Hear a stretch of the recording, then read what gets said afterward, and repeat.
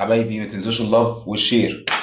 محامي كهربا امبارح طلع وقال تصريحات بصوا نار، وقال ان اتحاد الكوره قدم شهاده باطله في قضيه كهربا مع الزمالك، كذبهم. وقال كمان ان العقد بتاع كهربا مع الزمالك تم تسجيله بعد سنه واربع شهور من توقيعه، وده طبعا حاجه غلط بالنسبه للفيفا، وده اللي خلى الفيفا تقف في صف الزمالك. قال ان ممكن القضيه تستمر لحد يوم او لحد شهر يوليو 2024، وهم يعني جاهزين يوم يدفعوا الغرامه اللي اتحكم بيها على كهربا وكده، هم ملتزمين بيها. وكهربا ما تلاقوش عليه مع كل الاحداث دي كلها، هو ملتزم في الملعب دلوقتي، وهو بيقول كده وانا بقول كده وشوبير بيقول كده. بدا ياخد باله من حته اللياقه، وبدا ينظم نفسه في الاكل، وبدا يظبط نفسه في اللعب، وكمان بدا يعمل اداء ممتاز في الملعب، ولدرجه ان في اقاويل في النادي دلوقتي بيقول لك خلاص بقى، ما هو كهربا رجع تاني واتقرص اهو، مش لازم نجيب مهاجم تاني وكده. لكن كولر من ناحيه تانيه بقى، كولر اصلا بالنسبه لزيكو مش موافق على زيكو ولا اي صفقه مصري خالص، ولا بقى من زد ولا من عين ولا من صاد. مشترط على الاداره لازم تجيبوا صفقه اجنبيه، بعد كده نتكلم في المصري، لان هو من معتقداته، او هو شايف ان انتوا لو جبتوا لي دلوقتي صفقتين من مصر، اذا كان بقى مهاجم وجناح او وي وي وي، هتيجي تقول خلاص استكفى على كده بقى، مش مهم بقى ايه الاجنبي، خليها على ايه، على يناير. فهو لا، هو مش شرط على الاداره انا لازم اجيب اجنبي، ودي حته محدش بيتكلم فيها. كل عمال يقول لك صفقه مش عارف مع زيكو، صفقه مش عارف، مفيش الكلام ده. هو مشترط عليهم بجد ان في صفقه اجنبي تتم، وبعد كده بقى هاتوا المصري، هاتوا اللاعب المصري. بس اتمنى يعني الموضوع ده ينجز، لان احنا خلاص يعني. وعندي حاجه عايز اقولها لكم تانية، ان هو اصلا لو في صفقه جت دلوقتي مش هيلعب في السوبر ولا مع سيراميكا ولا في النهائي ان شاء الله لما نصعد يعني. بالنسبه لقضيه امام، الحكم في القضيه يوم 19 اكتوبر، اللي هو يعني ليله المباراه. طيب ماشي، ليله المباراه، طب وبعدين؟ هل امام هيكون مش مركز؟ هل هيكون متوتر؟ طب هل دي مش عارف؟ انسى خالص كل الكلام ده واطمن. امام مركز مليون في الميه. امام يعني عايز اقول لكم الاداره والنادي كله قاعد معاه، يا جماعه يا امام ما تقلقش، احنا في ظهرك، وي وي وي. خصوصا ان النادي بدا يقف اكتر مع امام امتى بقى؟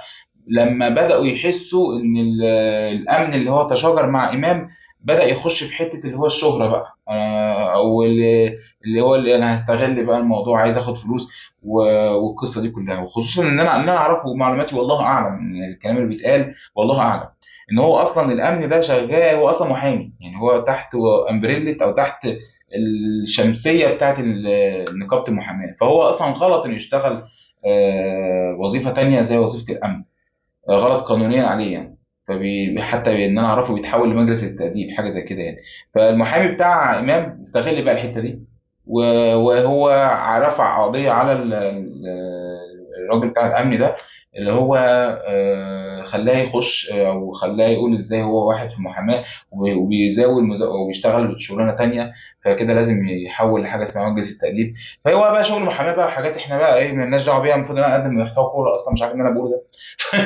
فهو لا، هو الموضوع بالنسبه لقضيه امام يعني خير ان شاء الله، ما فيهاش اي مشاكل.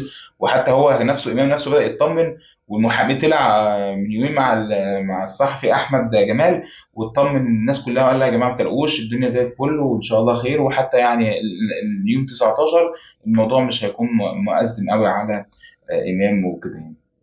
طب هل هو هيسافر؟ هو مش له تعزيمه التحقيق؟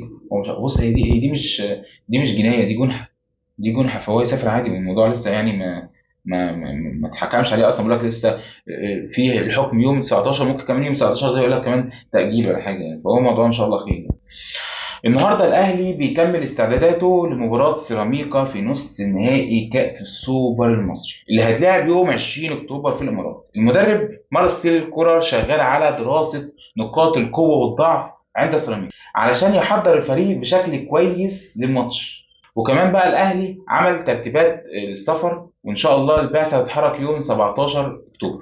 لكن في وسط التدريبات دي كلها والتحضيرات دي كلها، الاهلي غاب عنه اللعيبه الدوليين، منهم وسام وكمان غايب عنه محمد هاني وغايب عنه كريم فؤاد بسبب الاصابه. بس على الجانب الهجومي كولر بيجهز سمير محمد علشان يكون جاهز المنافسه مع كهربا وسام. سمير محمد ده حوار تاني.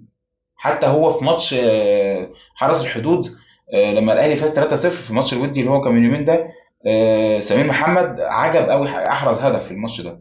عجب جدا كولر، كولر بدأ يحطه تحت المنظار، ودي حته برضو من ضمن الحاجات اللي احنا بتطمنا شويه في الخط الهجوم بالنسبه للنادي الاهلي. بالنسبه للاستاذ احمد سليمان، التصريح اللي طلع وقاله، قال ان اي حد هيتعدى على نادي الزمالك مش عارف هيحصل فيه ايه بمساعده الدوله.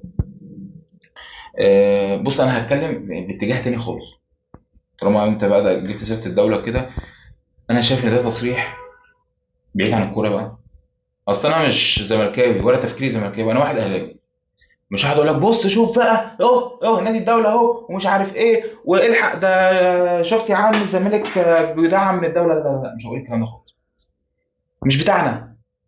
احنا اول حاجه بنفكر فيها الاهلي، مش بتاعنا بقى الحته ان احنا نقول بقى ايه نبص على الزمالك والجو ده. بس في حته تانيه، انت كراجل مسؤول في الدوله ليه تطلع تقول تصريح زي ده؟ انت بتدي الصلاحيه لاي حد يطلع يسجل او يفتح الكاميرا ويتكلم ويخش بقى في حته احنا مش عايزين نخش فيها، خصوصا الناس اللي هم اصلا بره مصر. اتمنى يكون الكلام مفهوم. يعني انا ما بتكلمش في كوره دلوقتي، يعني اتمنى الناس اللي انا بكلمها فاهماني. فاي حد بره مصر دلوقتي خارج حدود مصر هيبدا بقى يتكلم بقى ايه، هيبدا يفتح الكاميرا ويبدا يقول بقى ايه ده، شفت بقى الدوله بتعمل ايه، ويبدا يقول بقى ايه، يدخل او يخش في حتت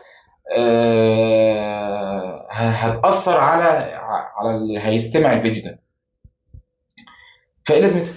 يعني انت المفروض انت احنا بنتكلم دلوقتي في امن عام. فايه لازمتها؟ تصريح صراحه زي ما قلت لكم، مش هتكلم بحكم ان انا اهلاوي، مش هتكلم بحكم ان انا واحد ببص للزمالك، لا انا اهلاوي، بس قبل ما اكون اهلاوي انا مصري. فانا شايف ان التصريح ده لا، لا خالص. انت فتحت فتحه ما يعلم بها الا ربنا. يلا اراك ضاحكا.